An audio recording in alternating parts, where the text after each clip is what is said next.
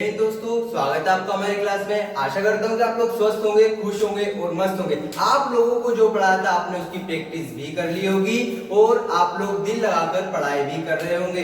तो चलिए आज हम कुछ गणित के बेसिक्स देखेंगे जो आपको हर क्लास में काम आएगा। ठीक है, तो चलिए शुरू करते हैं। तो सबसे पहले हम समझ लेते हैं कि संख्याएं हैं क्या। तो संख्याएं वे गणितीय मान हैं, गणितीय मान है जिनका उपयोग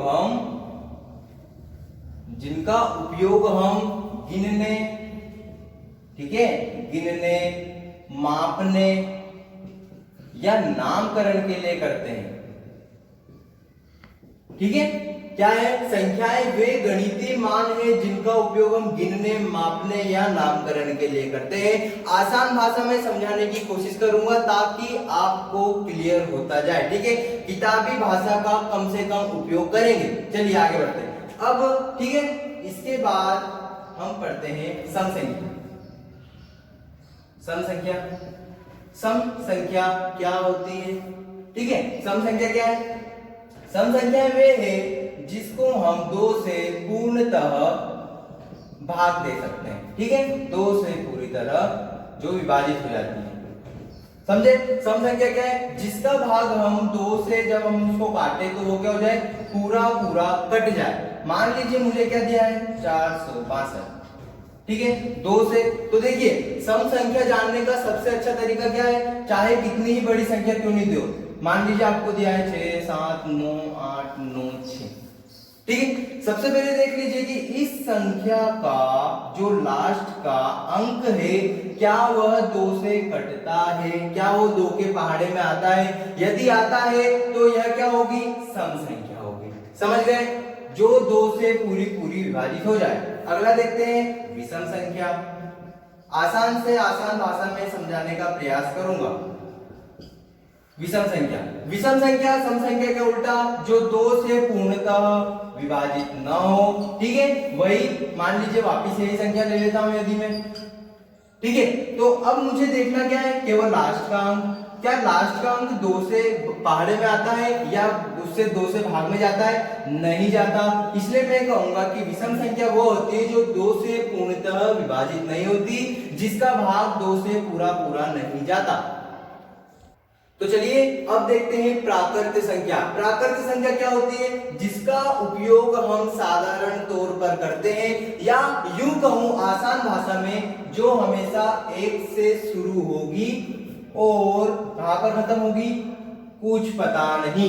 कहां खत्म होगी? कुछ नहीं। शुरू कहां से होगी? 1 से। वो क्या होगी? प्राकृत संख्या, जिसका हम साधारण तौर पर उपयोग करते हैं। दूसरी आती है पूर्ण संख्या। पूर्ण संख्या क्या होती है? ठीक है, चलिए एक समीकरण लेते हैं। समीकरण क्या होता है? ठीक है, जिसमें बराबर का चिन्ह हो, एक अचर हो जिसका मान हमें ज्ञात करना पड़ता है। मान लीजिए मुझे ऐसा एक समीकरण दिया है। ये दोनों क्या है? प्राकृत संख्याएं। क्या है? प्राकृत संख्याएं। ठीक है, चलिए इसे हल करते हैं। क्या करते हैं? जब किसी बराबर के समीकरण में बराबर के इधर वाली संख्या प्लस में हो तो बराबर के इधर जाके क्या हो जाएगी? माइनस की हो जाएगी। ठीक है, एक में से गया 0। हमने पढ़ा प्राकृत संख्या। प्राकृत संख्या 1 से शुरू होती है। ये 0 कहां से आ गया? इसीलिए जब मुझे 0 की जरूरत पड़ी तो मैं कहूंगा कि 0, ठीक है, जब प्राकृत संख्याएं, ठीक है, 0 के साथ मिलकर एक समूह बनाती है जिसे मैं कहता हूं पूर्ण संख्या। क्या बोला मैंने? 0 के साथ मिलकर प्राकृत संख्याएं एक समूह बनाती है जिसे मैं कहता हूं पूर्ण संख्या। ठीक है, चलिए अगला क्या आता है? पूर्णांक। पूर्णांक भी समझ लीजिए। पूर्णांक भी समझ लीजिए। हमने प्राकृत संख्या समझा, पूर्ण संख्या समझा। ठीक है, एक और समीकरण लेते हैं कुछ समझने के लिए। मान लीजिए मेरे पास ये एक समीकरण है, इसे मैं क्या करता हूं? हल करता हूं। तो x की वैल्यू क्या आ जाएगी? 5 इधर प्लस का है, इधर जाके क्या हो जाएगा? माइनस का हो जाएगा। 4 - 5 हल करने पर क्या आ जाएगा? -1। मैंने प्राकृत संख्या पढ़ी, पूर्ण संख्या भी पढ़ी, लेकिन मुझे -1 कहीं देखने को नहीं मिला, इसीलिए पूर्णांकों की आवश्यकता पड़ी। पूर्णांक क्या होते हैं ये समझ लेते हैं। ठीक है, पूर्णांक क्या होते हैं? ऋणात्मक संख्याएं, ठीक है, ऋणात्मक संख्याएं पूर्ण संख्याओं के साथ मिलकर जो समूह बनाती है उसे हम पूर्णांक कहते हैं। समझ में आया? आगे बढ़ते हैं तो देखते हैं संख्या रेखा। ठीक है, संख्या रेखा क्या होती है?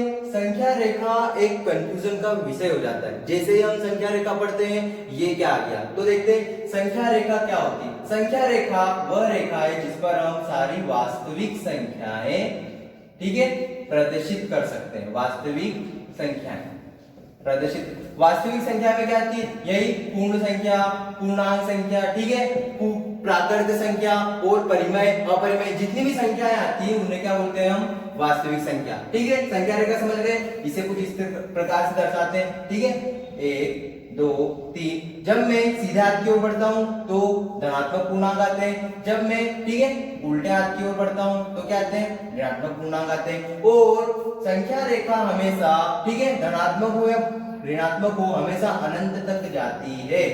समझ गए? अगला टॉपिक लेते हैं। अगला क्या आता है? गुणज। गुणज है ना, गुणज एक अच्छा है, इसे समझते हैं क्या है गुणज। मान लीजिए मुझे एक संख्या दे दी 5, आसान भाषा में समझाने की कोशिश करूंगा। ठीक है, मान लीजिए 5 दे दी और बोला कि इसके क्या लिख दो? गुणज लिख दो। गुणज वह संख्या है, गुणज वह संख्या है जो दी गई संख्या से पूर्णतः क्या हो जाए? विभाजित हो जाए। क्या बोला मैंने? गुणज वह संख्या है जो दी गई संख्या से पूर्णतः विभाजित हो जाए। मान लीजिए मैंने उदाहरण दिया था 5 का, तो 5 के जो गुणज होंगे 5 10 15 20, ठीक है, जो भी 5 से क्या हो जाएगा? विभाजित हो जाएगा, वो क्या हो जाएगा? उसका गुणज। समझिएगा, यहां पर इस से का बहुत ही उपयोग है।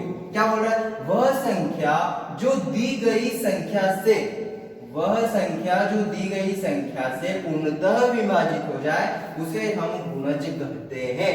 गुणज, और आसान भाषा में समझो तो उस चीज का पहाड़ा, क्या बोलते हैं? पहाड़ा, है ना। गुणज, और एक और बात समझ लीजिए कि गुणज की संख्या अनंत तक होती है। ठीक है, अनंत होती है, मतलब कि ये कभी खत्म नहीं होता। क्या बोला मैंने? कि गुणज की संख्या क्या होती है? अनंत तक होती है, इसकी कोई भी क्या सीमा नहीं है। मान लीजिए पहाड़ी की कोई सीमा है क्या? हम आमतौर पर सीखने के लिए क्या करते हैं? 2 से 20 तक, 2 दाम 20, इसके आगे भी होता है 22 24, और ऐसे करते करते पता नहीं कहां तक आगे बढ़ते हैं। अब देखते हैं गुणनखंड। गुणनखंड क्या होते हैं? जैसा मैंने अभी गुणज में बताया कि जो दी गई संख्या से पूर्णतः विभाजित हो जाए गुणज कहलाता है। गुणनखंड क्या होता है?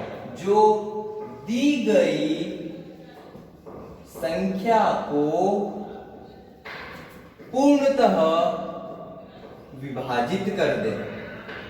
समझ में आया आपको? वहां पर से था, यहां पर को है। ठीक है, जो दी गई संख्या को पूर्णतः विभाजित कर दे। कैसे? मान लीजिए मुझे क्या दिया है? 10। अब इस संख्या को विभाजित किस किस से कर सकता हूं मैं? देखिए, एक का बताता हूं अभी क्या होता है। 2 से जाता है, 2 पंजे 10, 5 से भी जाता है, 5 दूनी 10, और एक स्वयं 10। ठीक है, एक बात हमेशा याद रखिएगा कि जो 1 है और 10 है, ठीक है, प्रत्येक संख्या के, ठीक है, जो 1 है वो क्या होता है? प्रत्येक संख्या का गुणनखंड होता है। एक तो ये 1 और एक स्वयं संख्या अपने आप के गुणनखंड होते हैं, और गुणनखंड की संख्या सीमित होती है। ठीक है, जिस प्रकार से गुणज को हम असीमित बता रहे थे, उसी प्रकार से गुणनखंड की संख्या क्या होती है? सीमित होती है। मतलब कि अब देखिए, अब कोई ऐसी कोई संख्या है क्या 10 के आगे जो इस 10 को पूरा पूरा काट दे? नहीं, चाहे मैं उसे 20 ले लूं, क्या हो जाएगा? 10/20। क्या है, काट पाएगा? नहीं काटेगा, 1/2 आ जाएगा, पॉइंट में आंसर आएगा। ठीक है, समझ गए? गुणनखंड समझ गए, जिसको जो दी गई संख्या को पूर्णतः काट दे। ठीक है, देखिए यहाँ पर मान लीजिए मैं 2 लेता हूं, तो ये इसको काट देंगे, दी गई संख्या को पूरा पूरा काट देगा। इसी प्रकार से 5 और 10, ठीक है, 20 नहीं आएगा यहाँ पर, समझ गए क्या बोला मैंने? एक तो एक और वो स्वयं संख्या हमेशा अपने आप के गुणनखंड होते हैं। गुणनखंड समझ गए, जो दी गई संख्या को पूर्णतः विभाजित कर दे, समझ गए? आगे बढ़ते हैं। देखिए अभाज्य संख्या क्या होती है? जिसका केवल दो गुणनखंड हो, जिसके केवल क्या हो? दो गुणनखंड हो। और वो दो गुणनखंड कैसे हो? एक तो एक, ठीक है, मैंने बता दी कि एक हर संख्या का गुणनखंड है और एक वह स्वयं संख्या, ठीक है।